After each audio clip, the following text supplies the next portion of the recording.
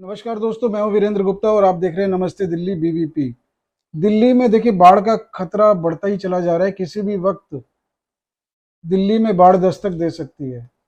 लेकिन दोस्तों कि इस समय आप ये देखिए कि दिल्ली में खतरा तो है, और खतरा इस समय जो यमुना के निचले हिस्सों में रहते हैं, यानी कि यमुना के खादर में रहते हैं, लगभग 30,000 टोटल जो पॉपुलेशन है वो इन इलाकों में रहती है। इनके ऊपर सबसे ज़्यादा खतरा है।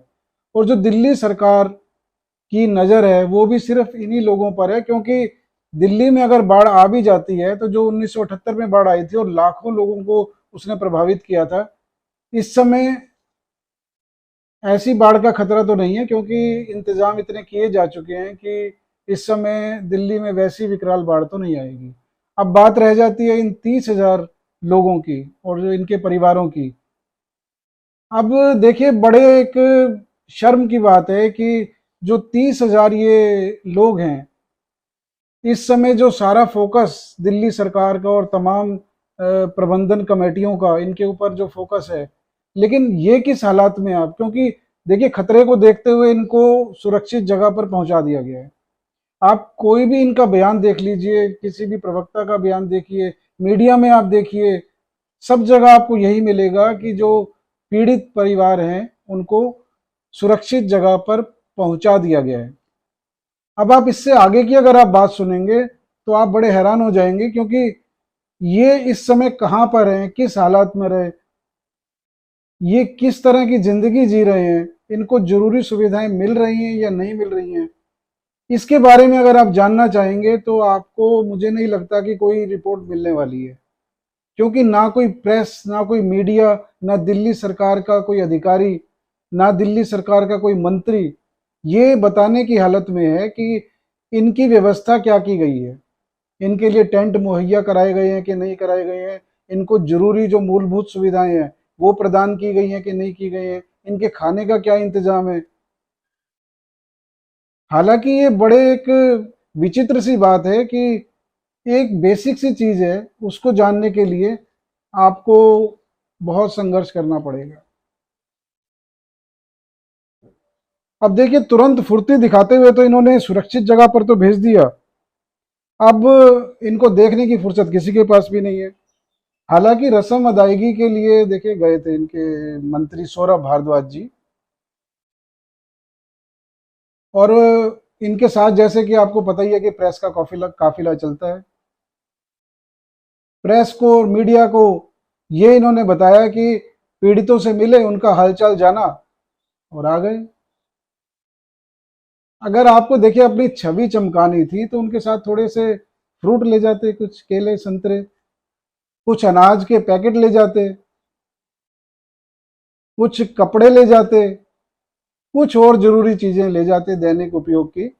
फोटो भी आपकी अच्छी आती और प्रचार भी अच्छा हो जाता। आपने ये भी नहीं किया। देखिए दोस्तों, इस समय देखिए जो चेहरा सामने आ रहा है, देखिए बातें तो बहुत बड़ी बड़ी होती हैं, लेकिन दिल्ली सरकार का जो चेहरा आ रहा है वो एक बिल्कुल मानवता को शर्मसार कर रहा है। क्योंकि देखिए इनका जो रेवेन्यू डिपार्टमेंट है, आप जानना चाहेंगे कि इस मद में, इनके विस्थापितों की सुविधा के मद में कितने पैसे खर्च किए गए, तो वो आंकड़ा उपलब्ध नहीं है। भाई दिल्ली सरकार का तो बजट सरप्लस में रहता है ना। तो आप खुद जान लीजिए कि जो दिल्ली के मुख्यमंत्री हैं उनकी कितनी चिंता है दिल्ली की वासियों के लिए। अभी आप देख चुके हैं, कोरोना काल से ही आप देख लीजिए, कोरोना काल में इनको ऑक्सीजन के लिए, ऑक्सीजन प्लांट के लिए फंड भी मुहैया कराया गया, लेकिन उन्होंने एक प्लांट भी नहीं बनाया, जबकि 100 करोड़ रुपए केंद्र सरकार ने इनको आवंटित कर दिए थे। तो दिल्ली सरकार के लोगों की जो, लोगों के लिए जो मंशा है वो साफ जाहिर होती है। अभी पिछले दिनों जो रैपिड रेल प्रोजेक्ट है, 31,000 करोड़ की पूरी परियोजना है, उसमें दिल्ली सरकार का हिस्सा 1100 करोड़ है लगभग। अब वो 1100 करोड़ इशू करने में इनके पसीने छूट गए, जबकि 1,000 1,100 रुपए का विज्ञापन का फंड तो चुटकियों में रिलीज कर देते हैं ये। और जबकि देखिए जो दिल्ली से मेरठ का जो कॉरिडोर ये बन रहा है रेल, रैपिड रेल का, इसमें सबसे ज्यादा फायदा ही दिल्ली की आबादी को होना है। क्योंकि इस समय जो हम दिल्ली से जाते हैं मेरठ तक तो 2.5 घंटे लगते हैं, और इस प्रोजेक्ट को बनने के बाद कुल 40 या 45 मिनट में ये सफर होने वाला था। मात्र एक आंशिक योगदान के लिए जो बेरुखी दिखाई गई है, तो दिल्ली वालों को अपनी औकात समझ में आ जानी चाहिए इससे ही। खैर ये इनका विषय है, इसमें तो अब आम जनता तो सिर्फ रो पीट के अपनी बात करके चुप रह जाएगी और क्या करेगी बताइए। अब मुझे तो ये समझ नहीं आता कि जो बीजेपी के नेता हैं, जो बीजेपी के समर्थक हैं, जो बीजेपी के कट्टर कार्यकर्ता हैं, वो क्या कर रहे हैं इस समय। मतलब वो ये चाह रहे हैं कि बस मोदी जी उनके लिए काम कर दें और मोदी जी के नाम पर अपना मलाई खाने के लिए तैयार रहें। बात कड़वी जरूर है, लेकिन हकीकत आज यही है। क्यों एक ऐसा व्यक्ति कि जो झूठ के ताश का अपना जो झूठ के आधार पे अपना एक जो ताश का महल खड़ा कर लिया है, उस महल को ध्वस्त करने के लिए क्या बीजेपी एक भी ऐसा नेता पैदा नहीं कर पाई। बीजेपी कोई माई का लाल ऐसा दे ही नहीं पाएगी जो इनके महल को ध्वस्त कर सके।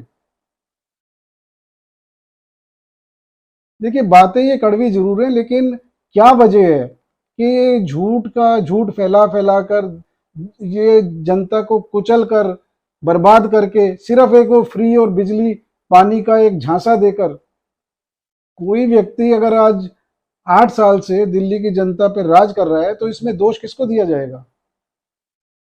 मैं मानता हूं कि दिल्ली की जनता ही इसमें दोषी है, और दिल्ली की जनता ने जैसे कर्म किए हैं तो भुगतने भी उसी को पड़ेंगे।